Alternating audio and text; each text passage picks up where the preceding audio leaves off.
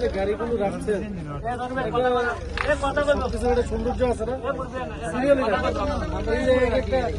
কোনোটার পাশার দিকে কোনোটার পাশার দিকে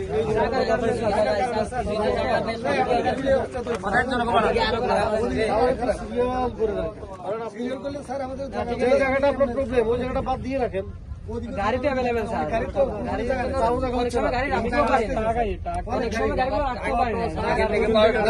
এখন আসে না,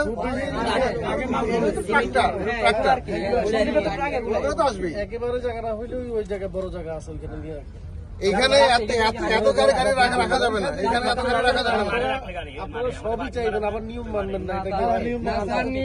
এখানে নিয়ম মানবেন, একই সাথে আপনি রাখেন, কোনো প্রবলেম নাই।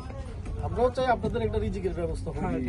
আমরাও চাচ্ছি যে আমরা এখানে আসছি কেন, এটা এই আপনাদের সুবিধার্থে এই জায়গাটা কিভাবে এটাকে ডেভেলপ করা যায়, কিভাবে এটা লেভেলিং করা যায়। আপনার ওসি সাহেবও কিন্তু নিয়ে আসছে আমাকে আজকে, বললো যে স্যার এখানে যদি এটা করা যায় তাহলে রাস্তাটা ক্লিয়ার থাকবে। এখানে একটা খুব ক্রিটিক্যাল কন্ডিশনের একজন রুগী থাকতে পারে, যাকে হঠাৎ করে হাসপাতালে নিতে হইতে পারে, কিন্তু আপনার গাড়ির জন্য যদি আমার ওই রুগীটা মারা যায়, এটার দায়ভার কি আপনি কোনোভাবে ছাড়তে পারবেন? আমাদের টার্গেট হচ্ছে যে আপনারা রাখেন, কিন্তু আপনারা ভদ্রভাবে আইন শৃঙ্খলা মেনে রেখে তারপর কাজ করেন। আমাদের বাংলাদেশে একটা ট্রেন্ড হচ্ছে যে কেউ যদি আইন ভঙ্গ করতে পারে সেটাকে ক্রেডিট মনে করে, সে মনে করে যে আজকে ভাঙছি, আইন ভাঙছি, মানে এটা একটা গর্বের সহিত বলে। এটা কি বলা উচিত? আমরা এই দেশের নাগরিক, আমাদের টার্গেট থাকবে আমরা কিভাবে সরকারের নিয়ম নীতির মধ্যে থাকি, কিভাবে আমরা সংবিধান মেনে চলাফেরা করি। সংবিধান তো আমার সবার, আমাদের সবার জন্য তো সংবিধান। আইন কানুন কি শুধু আমার একার?